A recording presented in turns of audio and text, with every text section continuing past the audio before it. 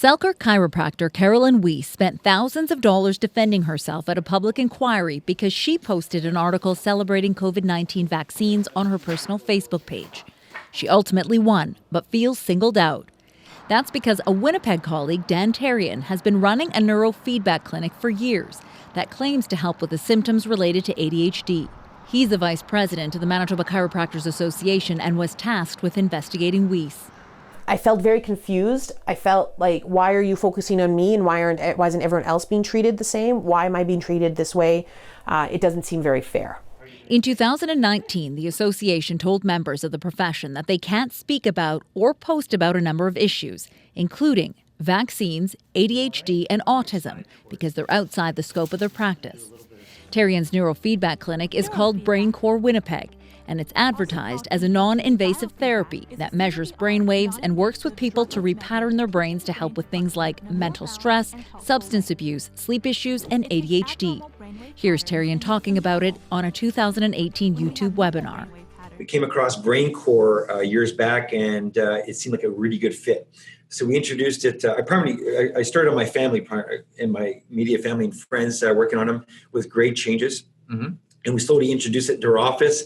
And what BrainCore neurofeedback does, it changes patterns. In the webinar, Therrien is introduced as a chiropractor and says BrainCore helped him generate $1 million in revenue for his practice. That's really changed our clinic in order to helping people to adapt it much better with their environment. And that generally increased my revenue tremendously and continues to increase. Therrien didn't want to do an interview, but says his neurofeedback clinic has nothing to do with his work as a chiropractor, even though the two offices are in the same building.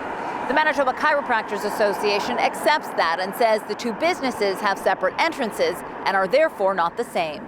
Timothy Caulfield is a University of Alberta professor and a Canada Research Chair in Health Law and Policy. He says the difference between how Weiss was treated versus Therrien is concerning and believes part of the problem could be because the association is both an advocacy group and a regulatory body.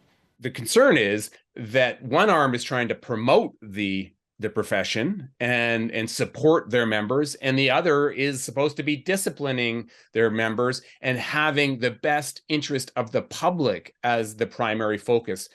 That's an inherent conflict.